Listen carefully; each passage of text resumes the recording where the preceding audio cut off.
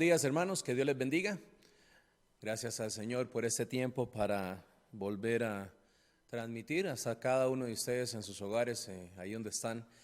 Ya esta cuarta semana que tenemos de no congregarnos es muy extraño, se hace más extraño, pareciera cada culto, cada transmisión, pero no dejamos de dar gracias al Señor por su protección, no dejamos de dar gracias al Señor por darnos esta oportunidad para enseñar la Biblia.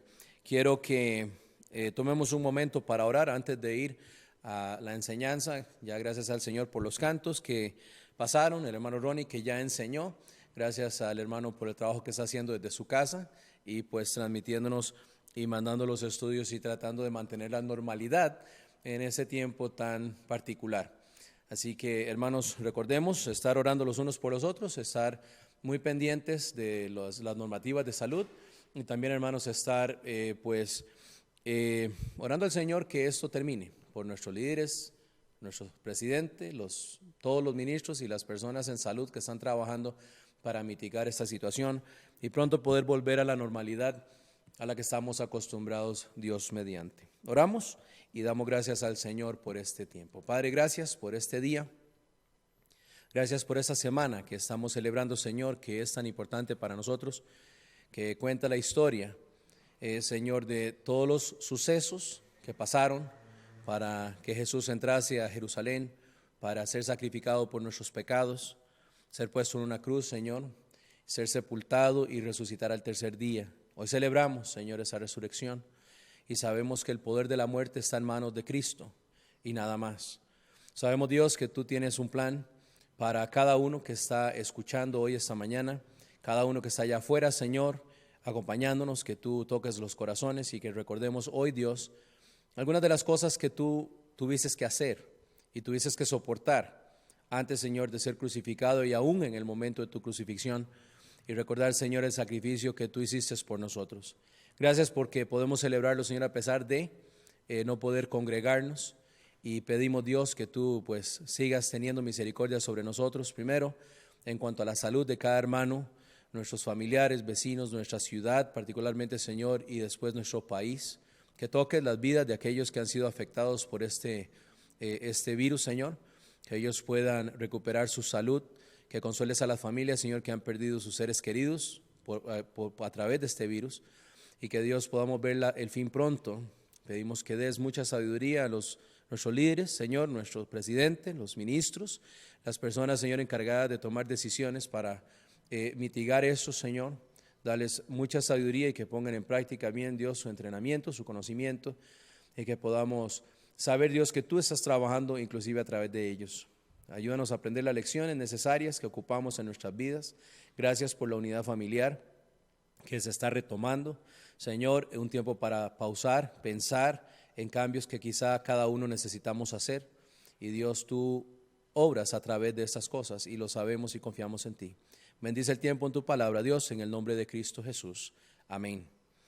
Hermanos y amigos, la semana pasada estuvimos hablando acerca de la Semana Santa, de nunca perder la esperanza de la Semana Santa.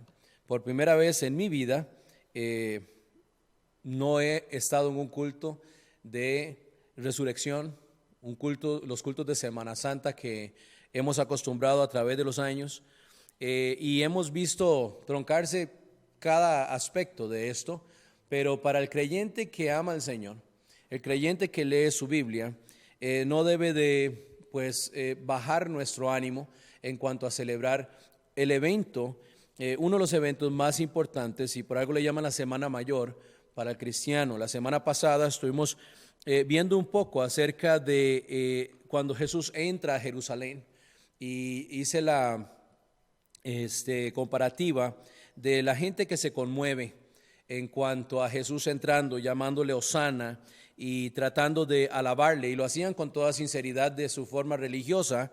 Y durante esos días que Jesús entraba y salía de Jerusalén para llegar hasta la cruz, porque inicia una semana antes este procedimiento, este proceso que él llevó cuando él sube de Jericó a Jerusalén y entra en el asno a la ciudad, y donde las personas sacan palmas, sacan ramas de árboles, sus capas, y le alaban. De ahí esa semana suceden muchas cosas antes de que Cristo fuese sacrificado en la cruz. Y quiero que pongamos un poco de atención a esto. En la segunda parte, no pierda la esperanza usted de la Semana Santa, de Hosana hasta crucifícale, porque hubieron exclamaciones de las dos formas. Primero le alabaron y después le enviaron a una cruz, una semana después. Y son cosas particulares que suceden en Jerusalén, y quiero leer para ustedes, y hay mucho que cubrir, y estamos en Mateo capítulo 21 para iniciar esta mañana. Desde el 21 casi hasta el final de Mateo, y también en los otros evangelios encontramos el recuento de la historia, y lo que quiero es enfatizar algunas cosas que Jesús observó. Vemos las cosas a veces de perspectiva del que cuenta la historia y no del que vivió la historia. Y Jesús, hermanos, tuvo que cumplir una misión en medio de creyentes, en medio de religiosos, en medio de hipócritas, en medio de enemigos, etcétera. Jesús estaba rodeado de todo tipo de personas en este momento que Él ya entra en este tiempo que Dios determinó para Él, a Jerusalén para subir y ser puesto en la cruz del Calvario. Está rodeado de todo tipo de personas, sabiendo Él que no solamente tenía que morir por los pecados de cada uno de los presentes, sino y todos los demás, pero también enseñar a las generaciones futuras el camino del Evangelio, el camino de la verdad. Este es la culminación de las profecías, este es el evento máximo de todo lo que sucede alrededor de la vida de Jesús, y es para entregar salvación a aquellos que están con Él y a todos los que seguimos después. Quisiera que veamos esta perspectiva como acaba de mencionar, como Jesús la pudo tener. Y nosotros jamás podremos apreciar quizá lo que Jesús vive y lo que tuvo que soportar. No podemos, es imposible.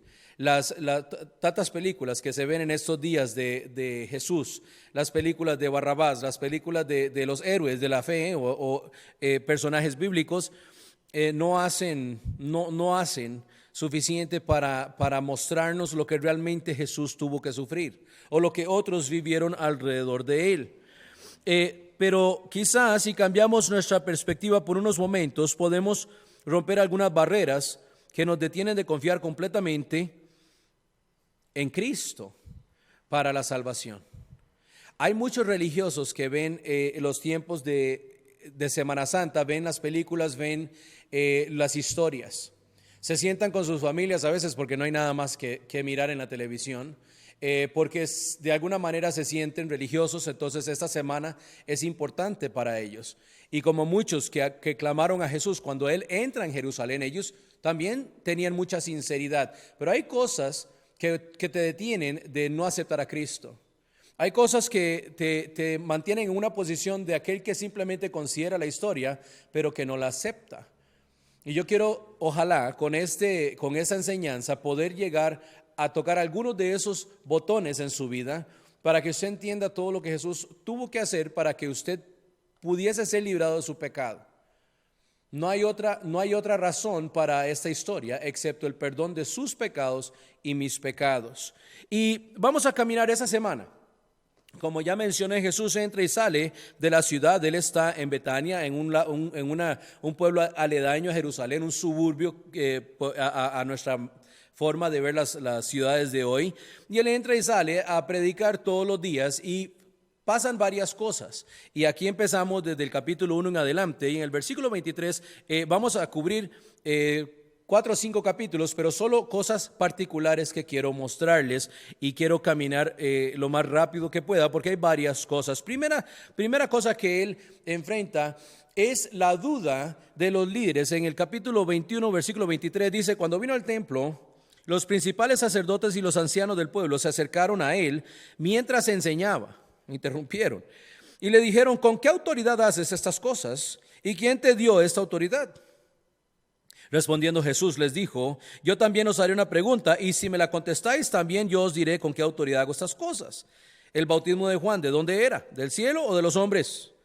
Ellos entonces discutían entre sí, diciendo: si decimos del cielo, nos dirá, ¿por qué pues no lo creísteis? Y si decimos de los hombres, tememos al pueblo, porque todos tienen a Juan por profeta. Y respondiendo a Jesús dijeron: no sabemos. Y él también le dijo: tampoco yo digo con qué autoridad hago estas cosas. Recuerde que estos hombres son hombres que también vieron a Jesús hacer milagros. Esta no es la primera aparición de Jesús alrededor de aquellos que le conocían. Su fama ya se extendía. Milagros, sanidades, de tantas cosas que Jesús hizo. Y ellos ahora vienen a preguntarle: ¿y esa autoridad qué? ¿Con qué enseñas? Fue lo primero con que se topó. En vez de ser recibido como: hermano, qué bendición que vino hoy a la sinagoga, al templo, a adorar con nosotros, le dijeron: ¿usted quién se cree que es? Acaba de entrar el día antes en un asnito y ser proclamado el rey de los judíos, y hoy le están preguntando: ¿qué te crees? Día 1, capítulo 21, 31 al 32, él le muestra que eran hijos rebeldes y labradores malvados e incrédulos que iban a rechazarle. Entra en la parábola de los dos hijos. Había uno rebelde que el papá le dijo: vaya, trabaje en mi viña, y él dijo: no, pero después fue. Y el otro dijo: sí, y no fue. Entonces estos hombres se dieron cuenta de que Jesús hablaba de ellos y su desobediencia a la palabra de Dios. Esto es resultado de lo que acaba de suceder allí en el templo. Ellos sabían, en el versículo 45 y 46, sabían exactamente que Jesús les reprochaba, vea, y oyendo sus parábolas, porque habla de los dos hijos, habla de los labradores malvados. ¿Se acuerdan de estos hombres que envían aquí en el versículo 33, hubo un hombre padre de familia, cual plantó una viña, lo cercó el vallado, cavó en ella un lagar, edificó una torre y la arrendó a unos labradores y se fue lejos. Pero él, cuando se acercó el tiempo de los frutos, envió a sus siervos a los labradores para que recibiesen sus frutos, mas golpearon al siervo, lo mataron. Y así fue con 2 o 3 veces hasta que mandó a su hijo, y también a lo mataron. En el versículo 38, los labradores, cuando vieron al hijo, dijeron entre sí: este es el heredero, venid, matémosle y apoderémonos de su heredad. Y lo mataron. Y el Señor vino y los mató a ellos, los juzgó a ellos y los mató. Y ellos al final, oyendo esas parábolas, versículo 45, los sacerdotes y los fariseos entendieron que hablaba de ellos. No les gustó. Jesús estaba recriminando su desdén hacia él con enseñanzas, y no eran los únicos que estaban escuchando. Y al buscar cómo echarle mano, temían al pueblo, porque le tenía por profeta. Ellos tenían que planear bien cómo detener a Jesús de sus enseñanzas. Ya la gente lo veneraba, ya las personas alrededor de los religiosos lo veneraban como el hijo, como el rey venidero, como el Mesías, y ellos no les gustaba esto. Entonces aquí empieza la incomodidad con los religiosos. Ya eran incómodos con Jesús porque siempre él pasaba reprochando y haciendo cosas que ellos no podían replicar. Ellos no podían sanar a los enfermos, ellos no podían resucitar a los muertos, ellos no podían hacer cosas que Jesús hacía. Entonces ya les ardía, como decimos en buen tico, el hecho de que él andaba allí haciendo mejor que ellos y cumpliendo la ley. Entonces empieza aquí la incomodidad. En el capítulo 22, del 1 al 14, Jesús predica de las bodas. Las bodas, el reino de los cielos es semejante a un rey que hizo fiesta de bodas a su hijo, en el versículo 2. Y él invita a las personas, envió a sus siervos a llamar a los convidados a las bodas, mas estos no quisieron venir. Dios invitando a todos a la salvación. Ese es el cuadro de esa enseñanza. Jesús empieza a enseñar ahora a más que no estaba hablando directamente a los religiosos, sino a todos los que estaban presentes, y ellos estaban escuchando a Jesús comparar la invitación a la salvación a estas bodas. Y es interesante, vemos el desprecio de los invitados, la apertura luego de todos los que quieren llegar, vengan, pero tenían que llegar de la forma correcta. Recuerde cuando llega el versículo 11, dice: entró el rey, llegaron a las bodas, llegaron todos los demás, no los primeros, esos no quisieron llegar, entonces invitaron a todos los demás. Viendo el cuadro entre judíos y gentiles, a los suyos vino, los suyos no le recibieron. Entonces todos los demás vinieron, pero usted tiene que venir como Cristo dice que tiene que venir. Y entró el rey para ver a los convidados, y vio allí a un hombre que no estaba vestido de boda. Y él le dijo: amigo, ¿cómo entraste aquí sin estar vestido de boda? Mas él enmudeció. Entonces el rey dijo a los que servían: atadle pues de pies y manos y echarle en las tinieblas de afuera. Allí será el lloro y el crujir de dientes, porque muchos son llamados, pocos los escogidos. Usted tiene que llegar a Cristo como Él dice que tiene que llegar. Usted no puede llegar a su manera. Usted es invitado a la salvación, pero usted no puede llegar a través de su religión, sus filosofías, sus credos, su raza. Usted no puede llegar a Cristo de ninguna otra forma excepto a través de Cristo Jesús y la muerte en la cruz del Calvario. Y es lo que Jesús estaba diciéndole, hablando proféticamente él de Israel y el desprecio del evangelio y la oferta al gentil. Y de aquí, otra vez, los fariseos se fueron a ver cómo arrestarlo, cómo tomarlo en alguna blasfemia. Vea el versículo 15, 22-15. Entonces se fueron los fariseos y consultaron cómo sorprenderle en alguna palabra.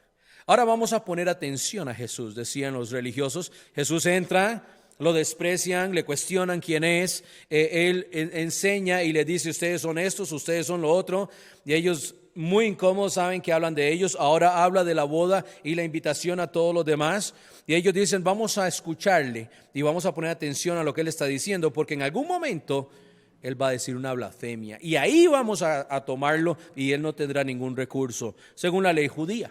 Obviamente. Seguimos caminando en el capítulo 22-23. Ya empieza esta manipulación. En el capítulo 22-23 dice: aquel día vinieron a él los saduceos que dicen que no hay resurrección y le preguntaron: Maestro, Moisés dijo: si alguno muriere sin hijos, su hermano se casará con su mujer y levantará descendencia a su hermano. Llega el grupo de los saduceos a cuestionar a Jesús en cuanto a su doctrina. Ellos querían manipular doctrina. Querían decir: Jesús, díganos usted, un hombre tiene una mujer, se muere, no tiene hijos, su hermano se casa, no tiene hijos, entonces el otro hermano se casa, no tiene hijos, y entonces cuando llega el cielo, ¿de quién es esposa? Y Jesús les dice: pues en el cielo no hay matrimonios como ustedes lo ven acá en la tierra. Entonces no es esposa de ninguno, todos están en el cielo con Dios, y ya esto no es igual. Y los dejó callados, no les gustó. Y en el versículo 34, oyendo el versículo 33, la gente se admiraba más de su doctrina, pero en el 34 vemos a los fariseos. Dice: entonces los fariseos, oyendo que había hecho callar a los saduceos, se juntaron a una. No pudieron los saduceos, vamos nosotros. Esa gente por sí no tiene la doctrina como la tenemos nosotros. Entonces fueron los fariseos, otra vez detrás de Jesús. Jesús soportando manipulación doctrinal, y después ahora la venganza y el ataque de los fariseos al fallar los saduceos. Otra vez aquí vienen. Jesús allí tranquilo y los ve venir allí con su pompa y con su cosa caminando hacia él, y él dice: ay, otra vez estos fariseos. En el versículo, y ahí ellos le habló en el versículo 36, 22-36, Jesús, maestro, ¿cuál es el gran mandamiento en la ley? Y Jesús le dijo: amarás al Señor tu Dios con todo tu corazón y con toda tu alma y con toda tu mente. Es el primero y grande de los mandamientos, y de esto depende toda la ley y los profetas. ¿Ok? Contestó justo como ellos necesitaban escucharlo, porque eso es lo que dice el Antiguo Testamento. Entonces tampoco pudieron agarrarlo en una blasfemia o una palabra falsa. No pudieron los saduceos, vinieron por venganza otra vez los fariseos, tampoco.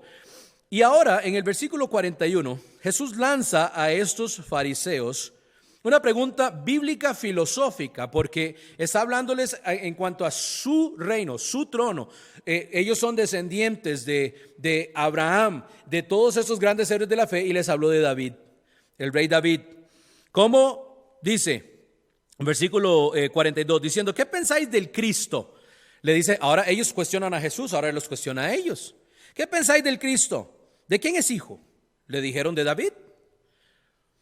Y él les dijo: pues, ¿cómo David en el Espíritu le llama Señor? Diciendo, y este es el Salmo 110, 1, dijo el Señor a mi Señor: siéntate a mi derecha hasta que ponga a tus enemigos por estrado de tus pies. Pues si David le llama Señor, ¿cómo es su hijo?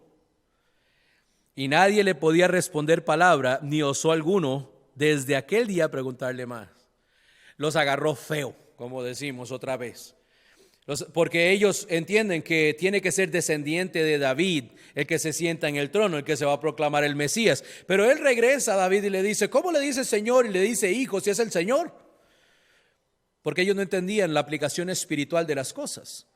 Tal vez David en la carne es hijo de Dios, pero él es el Señor. Usted es hijo, usted es padre, ¿qué es? Entonces los confundió, usando un poco de aplicación espiritual en cuanto a la relación que tenía David con Dios. Y después, ¿quién venía después de David? Cosas interesantes. Ahora, esos hombres, se vuelven a los seguidores de estos fariseos y a sus discípulos y da en el capítulo 23 uno de los discursos más magistrales de su ministerio, repudiando la falsedad religiosa de su día. Él agarra a estos fariseos y los deja, hermanos y amigos, valiendo absolutamente nada. Múltiples veces les dice que son hipócritas, que se enaltecen, que ellos son necios y ciegos. Él les dice que son guías ciegos, los llama serpientes, generación de víboras. Ese capítulo a mucha gente le gusta leerlo porque Jesús está dándole duro a estos hombres. Aquí, en el capítulo 23, y ahí usted lo tiene en su Biblia en casa para que lo lea y haga su tarea, pero aquí, le garantizo, hermanos, Jesús sella el odio en los corazones de los religiosos presentes, porque se los está diciendo de frente. Esto está sucediendo la semana antes de la crucifixión. Los días que siguen después de que Él entra a Jerusalén, esos son los eventos que empiezan a suceder.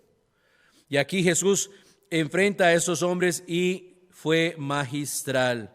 Al final de este reproche, y aquí es donde uno puede ver el corazón de Jesús, porque Él tiene que decir la verdad y tiene que clamarle a todos los que están ahí y destapar la falsedad religiosa. Él tiene que escarbar y quitar todo esto por lo que Él tenía que hacer.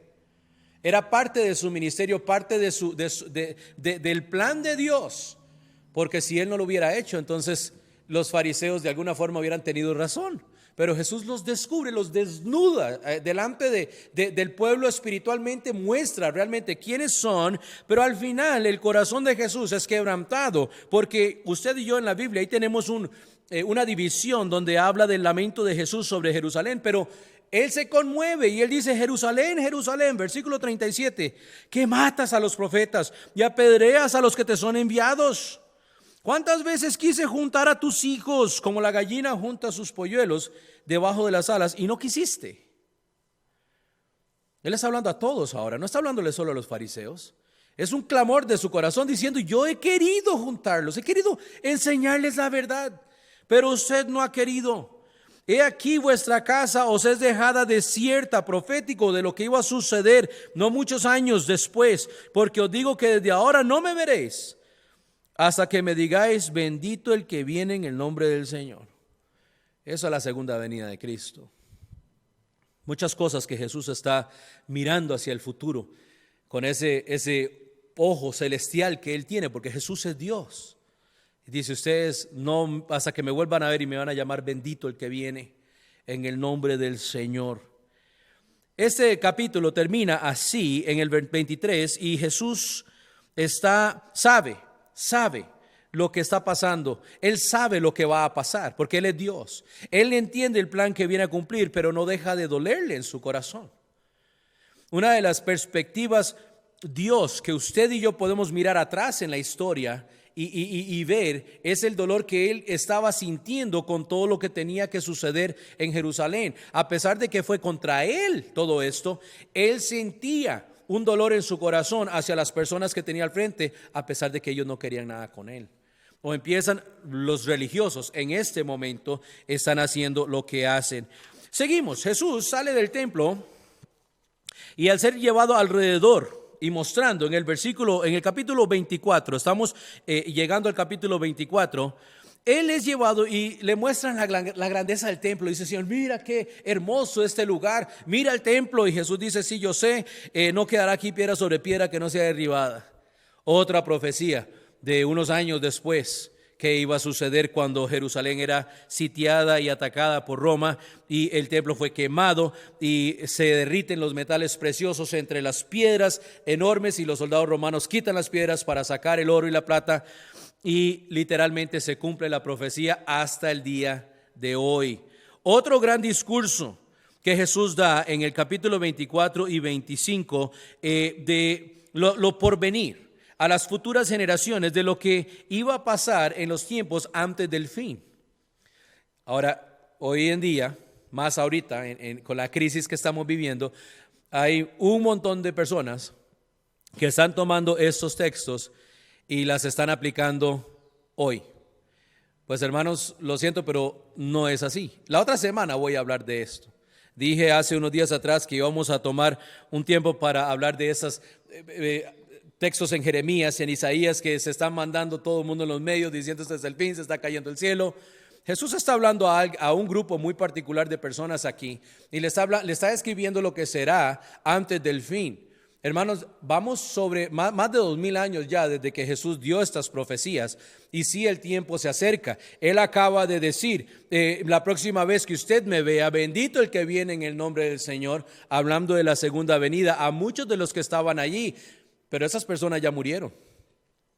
Entonces hay muchas cosas proféticas que Jesús está desenvolviendo aquí, o por lo menos poniendo delante de nosotros las futuras generaciones de lo que iba a suceder. En el capítulo 25, después de concluir todo lo que él habló acerca de señales del fin, la venida del hombre, cosas muy reveladoras y devastadoras, muy particulares al pueblo de Israel, por cierto, no se confunda.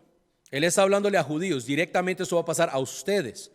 Ahora, Jesús vuelve a dar una enorme invitación de salvación y el propósito de la misma. En el capítulo 25, Jesús habla de las 10 vírgenes. Es interesante porque da 3 enseñanzas seguidas. Habla de las vírgenes, habla de los talentos y después habla sobre el juicio de las naciones. Son cosas que nosotros necesitamos tener aún hoy. En el capítulo 25, usted se acuerda de la historia de las vírgenes. Y recuerde que solo estoy sacando cosas particulares del texto que Jesús tuvo que experimentar y lo que Él está haciendo en ese momento.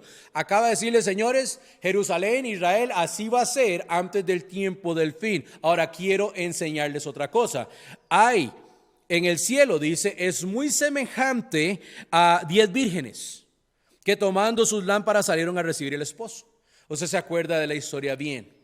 Y lea, yo creo que usted lea desde el capítulo 21 hasta el final de Mateo. Estos días usted tiene mucho tiempo para leer. Saque el tiempo para leer. Aquí dice que 5 fueron y llevaron aceite adicional. Estaban preparadas, las otras 5 no. Vino el novio a llevárselas y se dedicaron a encender su lámpara, se les acabó el aceite, le pidieron a las otras, lo sentimos porque si le damos a usted nos quedamos sin aceite. Se fueron 5 y 5 se quedaron. Después les habla de los talentos, de un hombre, que el cielo es similar a un hombre que yéndose lejos llamó a sus siervos y les entregó sus bienes. A uno le dio 5 talentos, a otro le dio 2 y a otro le dio 1. Usted se acuerda de la historia también. El que tuvo 5 fue y puso a trabajar esos 5 talentos y duplicó lo que tenía. El que tenía 2 también, según su habilidad, duplicó y llegó con otras 2. El que le dio 1 era el más inútil de todos. Fue y la enterró. Y cuando vino el Señor y pidió cuentas por los talentos que dio, Él no entregó nada. Y otra vez, fuera de aquí, no hizo nada con lo que Dios le dio. Y después, al final, en el versículo 31, cuando el Hijo del Hombre venga en su gloria. Eso continúa, es una sola enseñanza, no son enseñanzas de diferentes días. Jesús está dando un discurso completo.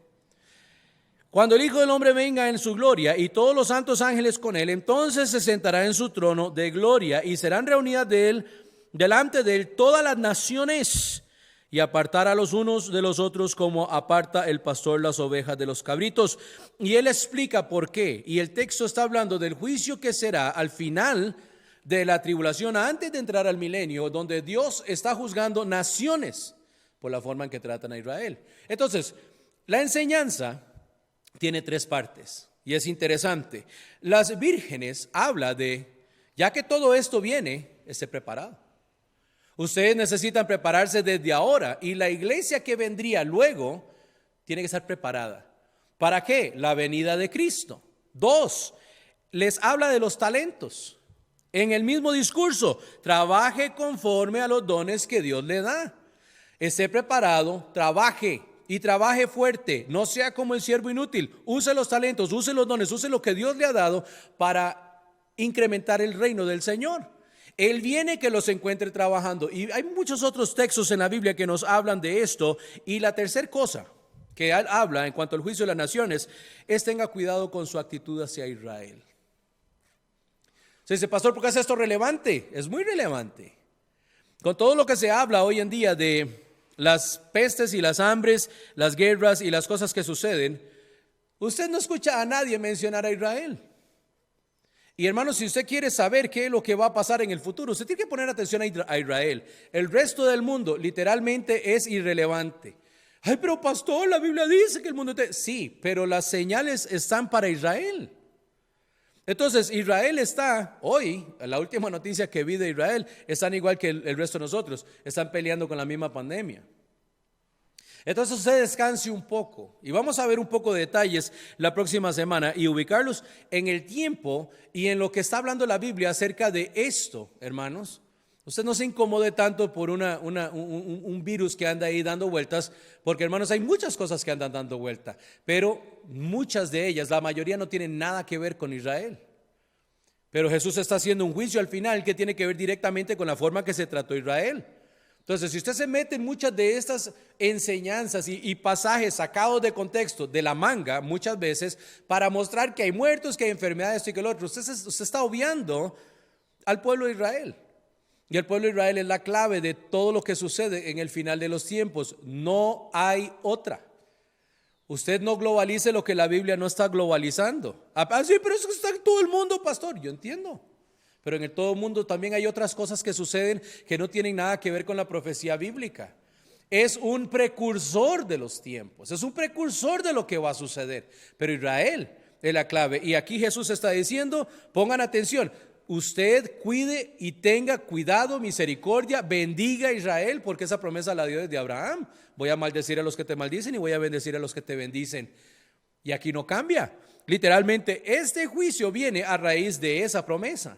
Entonces, usted tenga cuidado con esto. Sea una persona preparada, sea salvo, tenga su salvación en orden. Bien, que usted conoce a Cristo como su Salvador, trabaje fuerte con los dones que Dios le ha dado y usted tenga una actitud correcta hacia Israel. Es todo lo que Dios le está pidiendo hacer.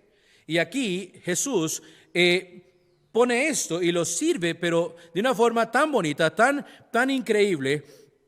Y otra vez los religiosos no les gustó, porque Él está prediciéndoles algo que va a suceder. Les está les está marcando la cancha a los religiosos y en el 26:4 dice, y tuvieron consejo.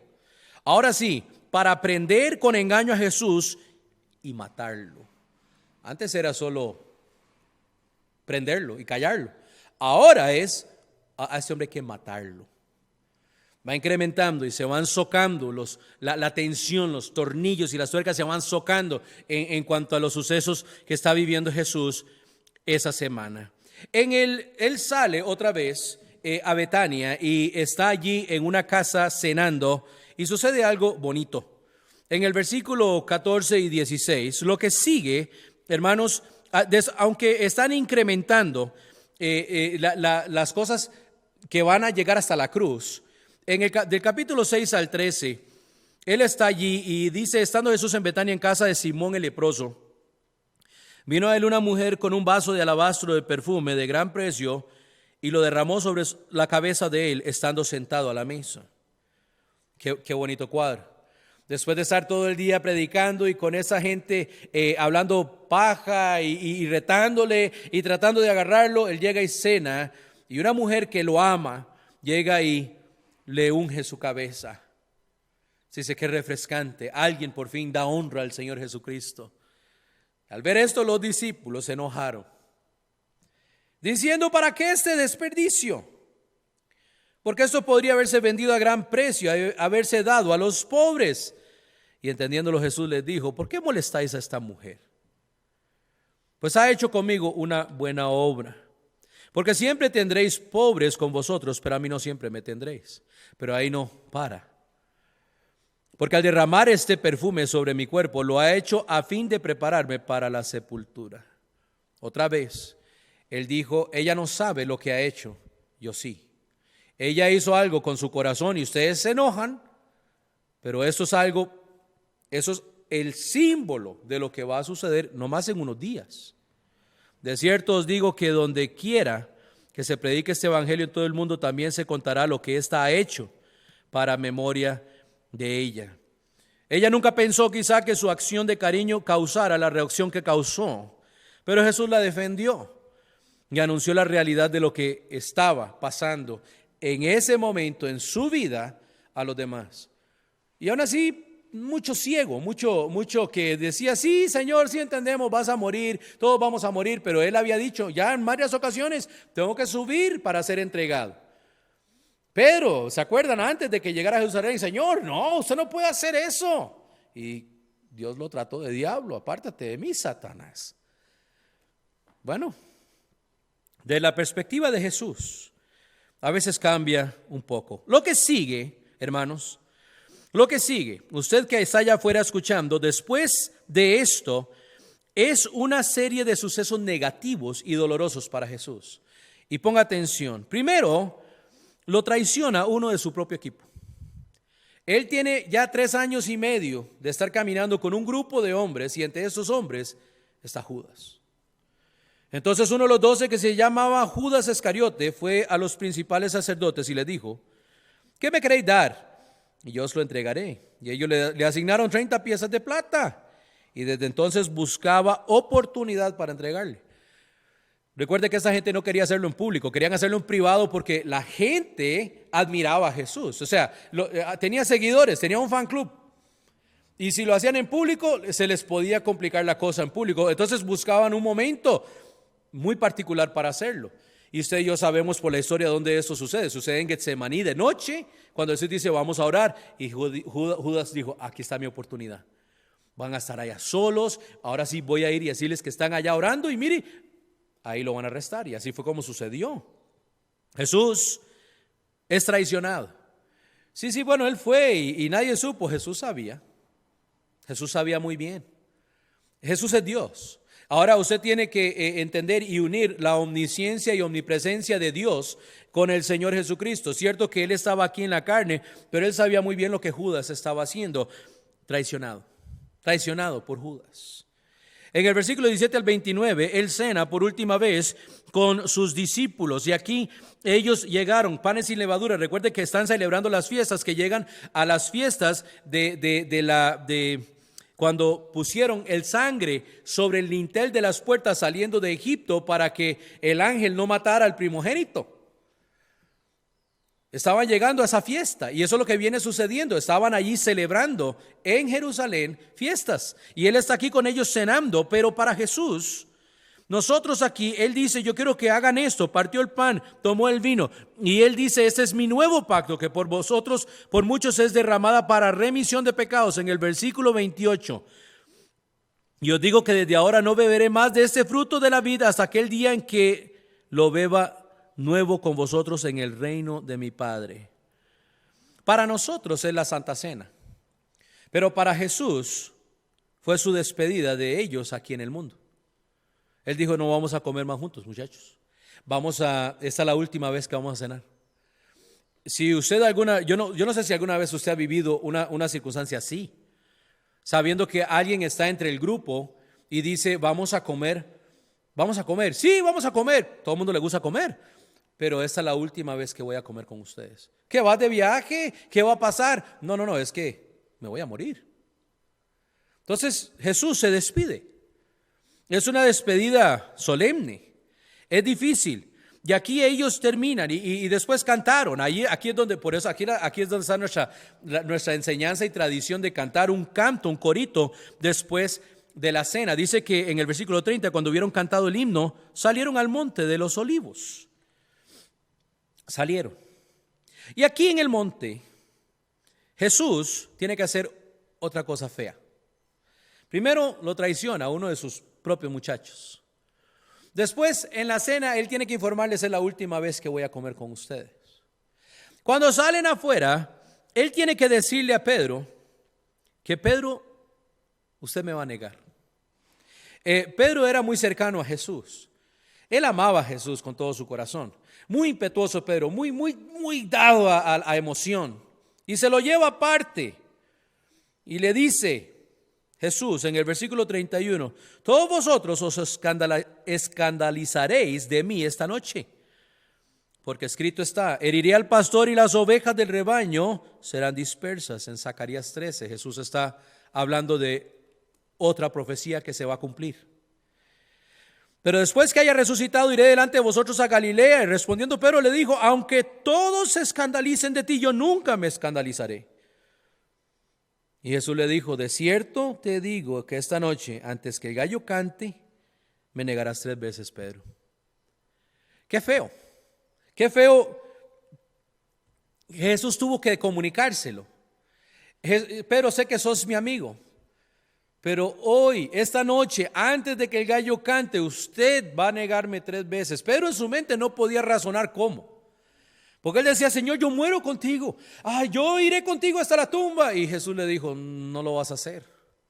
Imagínense el encontronazo de sentimientos entre buenos amigos en ese momento. Sí, Jesús le llamaba Señor. Sí, Pedro fue el que le dijo: tú eres el Hijo del Dios viviente. Sí, pero él era cercano a Jesús y escuchar a Jesús decirle: me vas a negar. Jesús tuvo que decírselo. Quizá preparándolo un poco, porque sabemos lo que pasó después. Él se desanimó tanto, se sintió tan mal cuando lo hizo. Y ya salen a orar. Pero salen a orar. Jesús sabe que él tiene que ir a tener comunión con el Padre. Y él le dice a los otros, en el versículo 36, es interesante: llegó con ellos a un lugar que se llama Getsemaní y dijo a sus discípulos: sentaos aquí, entre tanto que voy allí y oro. Tomando a Pedro y a los 2 hijos de Zebedeo, comenzó a entristecerse y a angustiarse en gran manera. Entonces Jesús les dijo: mi alma está muy triste hasta la muerte, quedaos aquí, velad conmigo. Y yendo un poco adelante, Jesús se postró y oró y dijo: Padre mío, si es posible, pasa de mí esta copa, pero no sea como yo quiero, sino como tú quieres. La famosa oración: hágase tu voluntad, Señor, no la mía. Pero a Jesús le toca ir a un culto de oración solo, porque todos los demás se dormían. Y él volvía y les dice: hey, muchachos, despierten, vamos, oren, no entren en tentación. Sí, Señor, sí, vamos a orar. Perdón, oramos y empiezan a orar. Y al rato vuelve y están dormidos otra vez. Un culto, parece un culto de oración de los bautistas, ¿no? Hay gente cabeceando, hay otros orando. Jesús oró solo. Dije: velen, guarden, muchachos, es importante. Aún no entendían la importancia de lo que Jesús estaba haciendo. Se dormían. Un culto de oración donde Jesús oró solo, porque los demás se les estaban durmiendo. Versículo 47 al final, ya él los entendía. Él vino al final, les dijo: dormid ya y descanse. Y aquí ha llegado la hora y el Hijo del Hombre se ha entregado en manos de pecadores. Y cuando van caminando, saliendo, Jesús les ha arrestado. Recuerde todas las cosas que han venido pasando. Hosana, bendito el que viene en el nombre del Señor. Sube a predicar. ¿Quién es usted para que nos diga estas cosas? ¿Quién es usted? Y vienen los otros religiosos y le dicen: díganos una cosa, esta doctrina de aquí que ya, y Jesús habla con ellos. Y como no pudieron, vinieron los otros más religiosos y dijeron: ya que ellos no pudieron, vamos nosotros. Y esas majaderías, las enseñanzas al pueblo, las enseñanzas del fin, la cena, la traición. Y viene ahora y está orando y ellos no pueden soportar la oración y van saliendo. Y mientras todavía hablaba, versículo 47, vino Judas, uno de los 12, y con él mucha gente con espadas y palos de parte de los principales sacerdotes y los ancianos del pueblo. Y al que le entregaba les había dado señal diciendo: al que yo besare, ese es, prendedle. Y enseguida se acercó a Jesús y dijo: salve, maestro. Y le besó. Lo arrestan. Jesús le reclama: amigo, ¿a qué vienes? Entonces se acercaron y echaron mano a Jesús y le prendieron. Esa pregunta no fue para el que se la contestara a Jesús, era para Judas. Sabía muy bien a lo que venía. Jesús tuvo que ver a todos correr. Oró solo, se fue caminando con ellos, llega, lo prenden, él está en paz, él sabe lo que viene, acaba de orarle al Señor que pasara él esta copa, pero no se haga mi voluntad sino la suya, y lo llevan, y mientras lo llevan, Pedro saca su espada y le corta la oreja a uno de esos siervos, al famoso Malco, y Jesús lo regaña en el versículo 52, usted si va a vivir de la espada va a morir por la espada. ¿Usted cree que yo no puedo orar a Dios y que Él no me daría más de 12 legiones de ángeles? ¿Usted no se olvida quién soy yo? Aparentemente sí. Pero como entonces se cumplieron las escrituras de que es necesario que así se haga, en aquella hora dijo Jesús a la gente: como contra un ladrón habéis salido con espadas y con palos para prenderme. Cada día me sentaba con vosotros enseñando en el templo y no me prendisteis. Les descubrió su plancito que ellos tenían para no amotinar a la gente. Mas todo esto sucede para que se cumplan las escrituras de los profetas. Entonces todos los discípulos, dejándole, huyeron. Jesús tuvo que ver a todos sus amigos, sus discípulos, huir, abandonarle. Al momento estaban ahí con él. No que eso hubiese hecho una diferencia en el corazón de él y la mente hacia donde él iba, pero tuvo que verlos huir. Ahora está solo con estas personas que no pretendían nada bueno con él, y esto es el inicio. Debe soportar, escuchar, lo llevan delante de estos líderes de la comunidad, estos sacerdotes religiosos. En el versículo 57 al 68 dice: los que prendieron a Jesús lo llevaron al sumo sacerdote Caifás, donde estaban reunidos los escribas y los ancianos, y allí empiezan a cuestionarle. Usted dice que es el Hijo de Dios, que usted puede derribar el templo y reedificarlo en 3 días. ¿Qué hay con eso? Bueno, Jesús no responde. Al inicio, él callaba, versículo 63. Decía el sacerdote, el sumo sacerdote: te conjuro por Dios que nos digas si eres tú el Cristo, el Hijo de Dios. Y Jesús le dice: tú has dicho. Tú lo has dicho. Usted sabe quién soy yo. Jesús no estaba escondiendo su identidad ya en este momento. Usted sabe muy bien quién soy yo. Y eso fue lo que ocupaba para que se rasgara sus vestidos y dijera: ¿qué más ocupamos? No ocupamos más testigos, es blasfemo. Vea lo que está diciendo. E inician los golpes, las agresiones. Los primeros golpes y agresiones suceden aquí. Empiezan a golpearle, le golpearon la boca, la cara, y empezaron ya a ser agresivos contra él, violentos contra Jesús. A la distancia, en el versículo 69, Pedro, quien Jesús estaba allí cuando entraron a Getsemaní, le dijo: hermanito, ven acá. Sí, usted me va a negar. No, Señor, me vas a negar. Jesús, quien es omnipresente y omnisciente, ve allá en la distancia, sentado a Pedro en el patio. En el versículo 69, y se le acercó una criada diciendo: tú también estabas con Jesús el Galileo. Mas él lo negó. Y usted conoce la historia. Vinieron otros, y en versículo 75 él niega 3 veces. Y Pedro se acordó de las palabras de Jesús que le había dicho: antes que cante el gallo me negarás 3 veces. Y saliendo fuera lloró amargamente. Jesús escucha a su amigo Pedro negarlo 3 veces, tal y como dijo que iba a hacer. Estando él allí golpeado ya, acusado de algo que no era ilegal, lo vemos después delante de Pilato, y ahora aquí él ve a Pedro negarle. Capítulo 27. Ahora sí se pusieron serios en cuanto a quitarle la vida. Recuerde usted, hermanos, que en Israel estaba dominada por Roma. Ellos tenían el Sanedrín judío podía llegar a sus conclusiones legales, jurídicas en cuanto a su religión judía, pero ellos no tenían la autoridad de quitar vida. Ellos tenían que ir a un gobernador romano para solicitar permiso para quitarle la vida a alguien, porque solo los romanos tenían esa autoridad. en ese momento. Ellos eran el jefe, por así decirlo, de la región. Y ellos se fueron, llevaron a Jesús ante Pilato. Venía la mañana todos los principales sacerdotes, capítulo 27, y los ancianos del pueblo entraron en consejo contra Jesús para entregarle a muerte. Y le llevaron atado y le entregaron a Poncio Pilato, el gobernador. Ahora sí, entra el famoso Pilato a la escena. Primero los religiosos, estos líderes de Israel, ellos encontraron blasfemia en Jesús y dice, ahora vamos a llevarlo a Pilato porque queremos que este hombre muera. Y la única forma de hacerlo es que Pilato le haga la sentencia. Y lo llevan.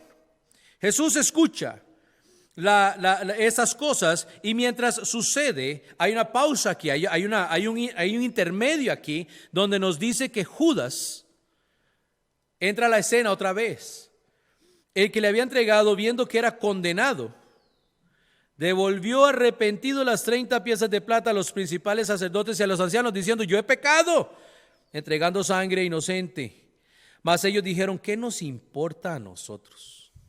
Allá tú. Esos problemas suyos, Judas. Nosotros ya tenemos lo que queremos. Allá usted y sus problemas. Y arrojando las piezas de plata en el templo salió y se fue y se ahorcó Judas. Delante de Pilato, si esto está sucediendo simultáneamente, lo cual parece estarlo siendo, Jesús, omnisciente, omnipresente, ve a su amigo Judas, quien lo traiciona. Porque él cuando vino a Getsemaní, él dijo, hola amigo, ¿cómo estás? Le besa. ¿Y por qué esto? ¿Qué es esta? Jesús sabía. Jesús no odiaba a Judas. Muchos hoy odian a Judas y Judas es un símbolo de traición, de hipocresía y de tantas cosas malas. Pero Jesús, si usted se pone en los zapatos de Jesús, en las sandalias de Jesús, en este momento, Jesús tiene que ver algo muy feo. Tiene que ver a Judas quitarse la vida por la culpa que sintió del pecado que él cometió. Pero lo peor es que tuvo que ver a un amigo inconverso quitarse la vida y condenarse a muerte eterna.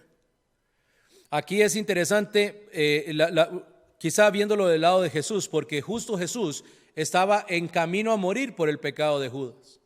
Y Judas pudo ver esto 3 años y medio en enseñanzas con el Señor Jesucristo, allí en persona. Ahora le pregunto a usted, ¿usted alguna vez ha tenido un amigo inconverso que usted sabe que escuchó el Evangelio y murió sin Cristo? ¿Verdad que se siente feo?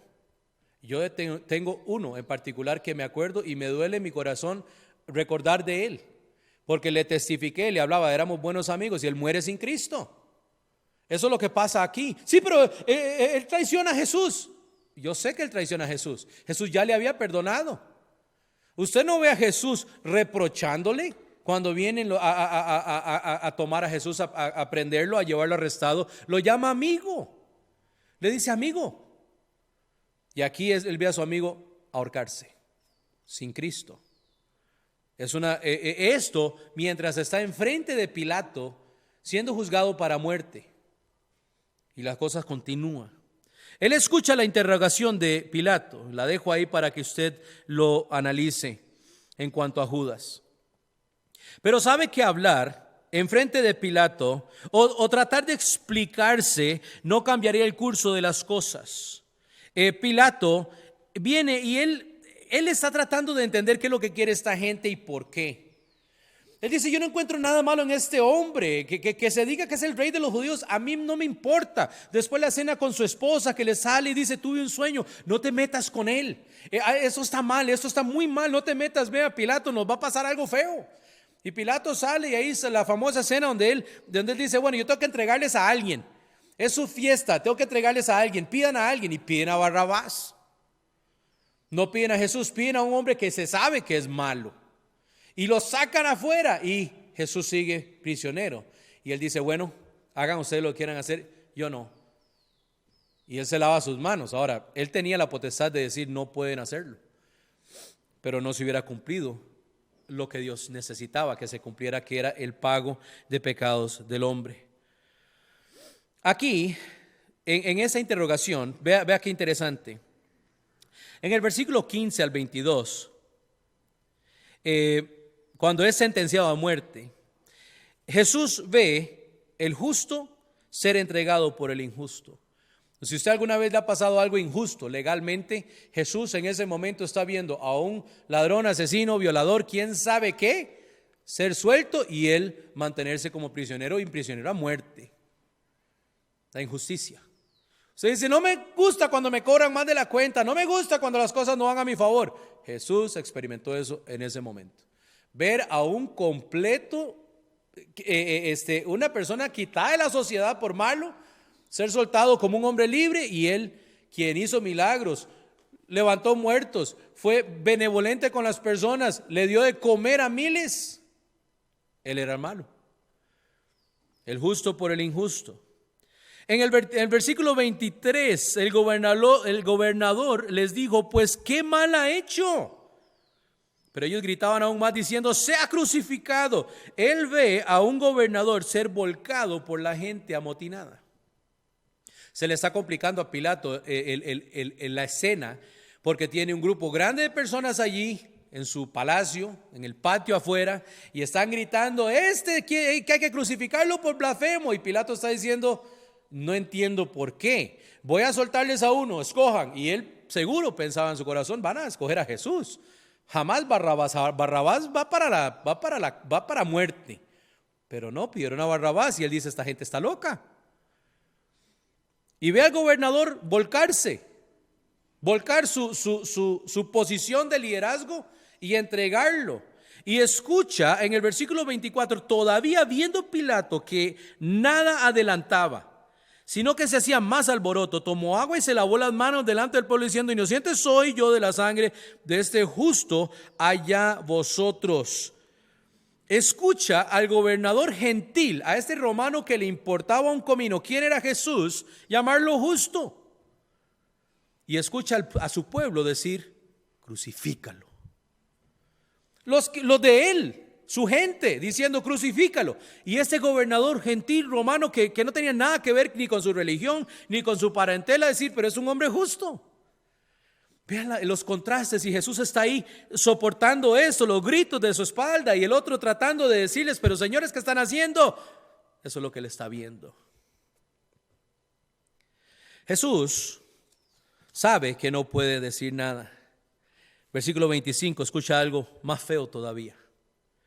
Respondiendo, cuando él dice, la sangre sea sobre ustedes, yo no quiero nada con esto.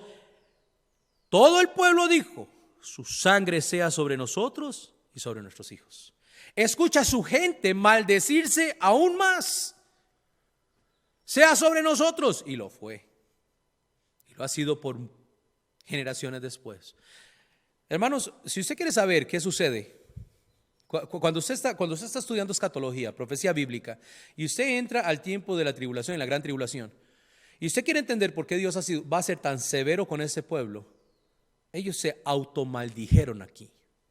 Desde antes se apartaban de Dios y se separaban de Dios y se iban detrás de los ídolos y del paganismo. Y aquí están diciendo, aquí está el Señor Jesucristo, el Salvador, no le aceptan, no, crucifíquelo y que su sangre sea sobre nosotros y nuestros hijos. Y así va a ser.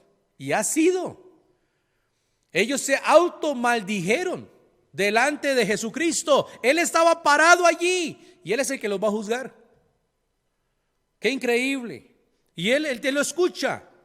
Imagínese el dolor en su corazón. Y después es entregado. Pilato le soltó a Barrabás y habiendo azotado a Jesús, le entregó para ser crucificado. Ahora Jesús soporta azotes, golpes, látigo, escupa, desnudez, corona de espinas, crucifixión. Eso es lo que venía después. Ya no había nada más que hacer. Ya nadie podía, si hubieran querido librarlo, lo hubieran hecho, pero Dios tenía un plan ya en función que estaba encaminado hacia la cruz. Y la cruz, Jesús permite que lo lleven a su ejecución. Pero ¿cómo, pastor? Si lo tenían ahí, él dijo, puedo llamar 12 legiones de ángeles, Pedro. ¿Usted qué cree que yo estoy aquí? ¿Por qué? ¿Porque ustedes quieren? Está ahí porque Él quiere. Él se permite llevar a la cruz. Que lo lleven a su ejecución y empieza el camino del Calvario para subir a Gólgota en el versículo 32, 27-32. Cuando salían hallaron a un hombre de Cirene que se llamaba Simón y a este obligaron a que llevase la cruz. ¿Por qué? El agotamiento, el delirio de toda la tortura, de todos los golpes, la sangre que ya había derramado Jesús, él como ser humano estaba tan débil que solo llegó hasta donde estaba Simón, un gentil griego, Simón de Cirene, que estaba presente ese día. Lo vieron y le dijeron: agarre esa cruz, llévela. Inmortalizado para siempre, Simón. En el versículo 33 y 34 había una costumbre que se hacía para las personas que iban hacia la cruz, de darles de beber vino con hiel. Dice, y le dieron, el versículo 34, a beber vino mezclado con hiel, pero después de haberlo probado, no quiso beberlo. Él sabía qué era. Esta costumbre básicamente era vino mezclado con mirra y actuaba como un analgésico, un narcótico, para mitigar el dolor.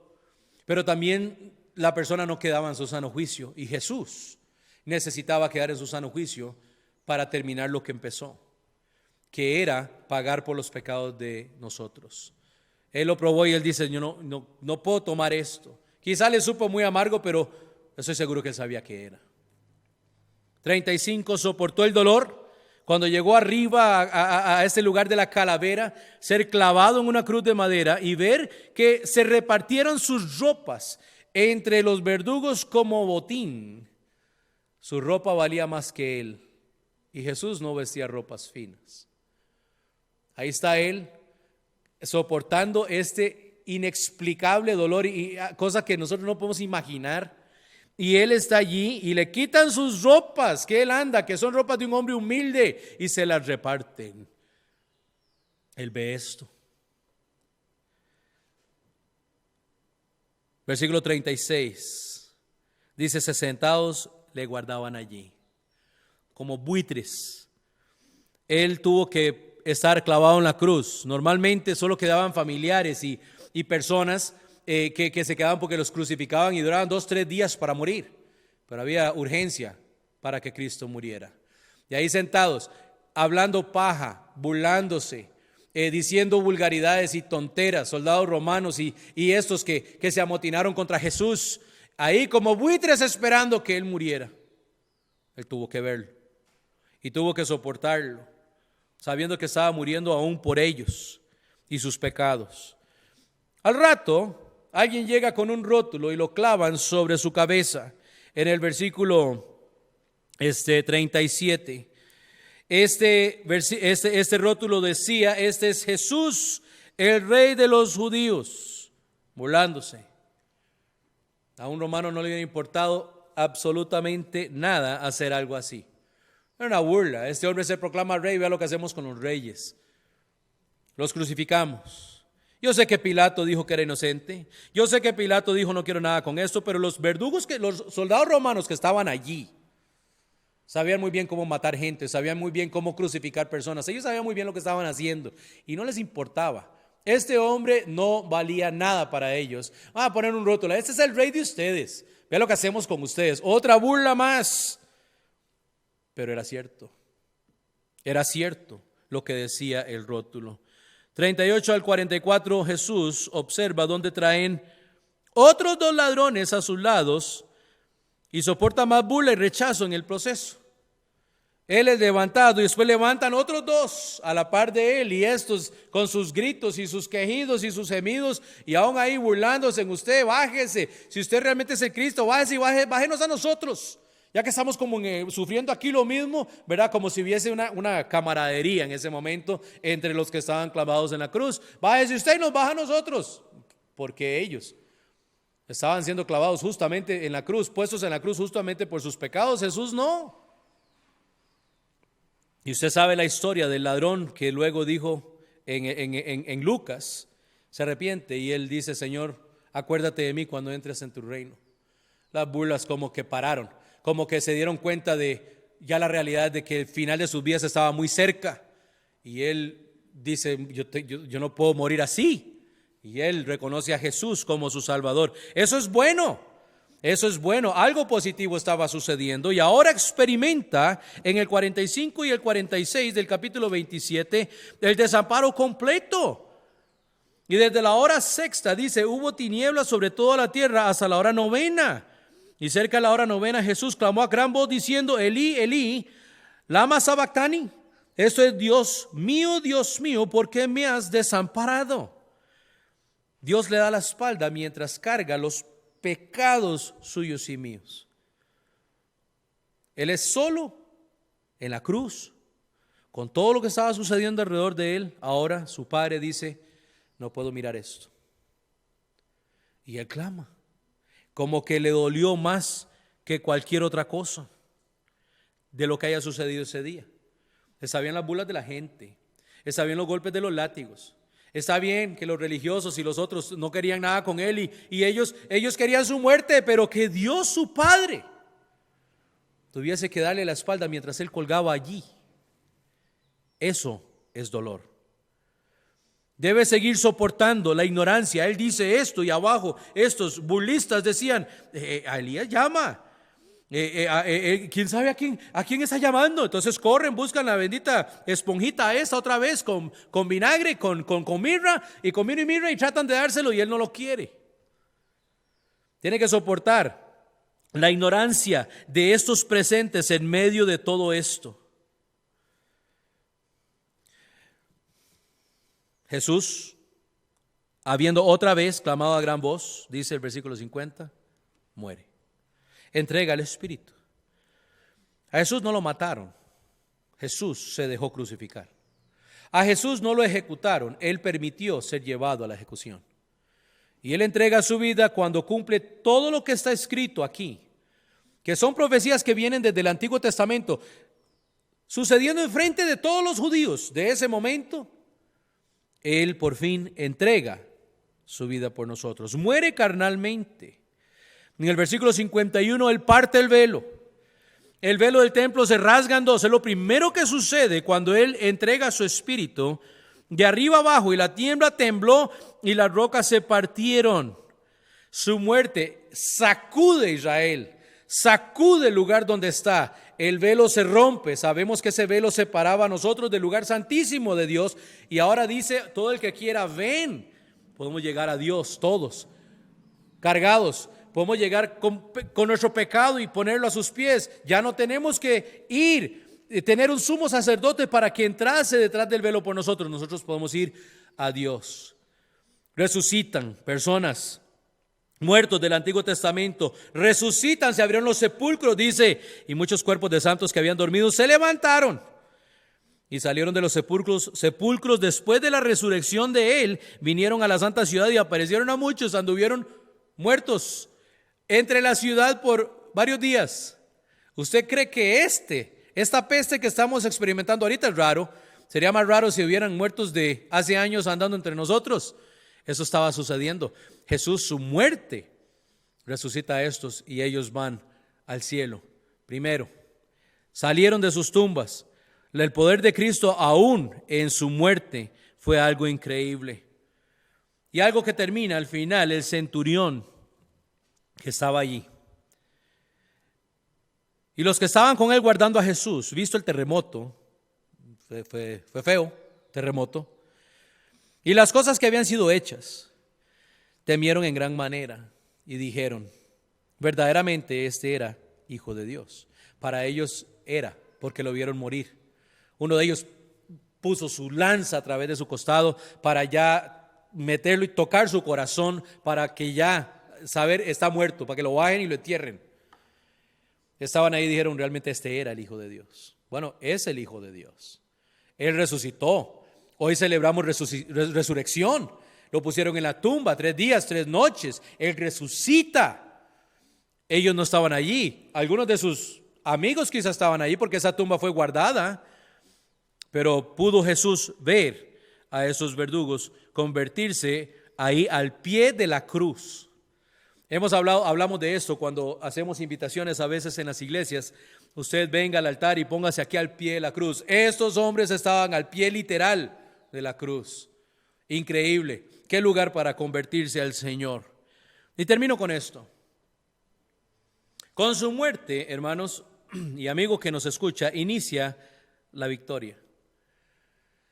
Jesús tuvo fama antes en su vida carnal, sanando, haciendo cosas increíbles, probando su poder como Hijo de Dios, como Dios.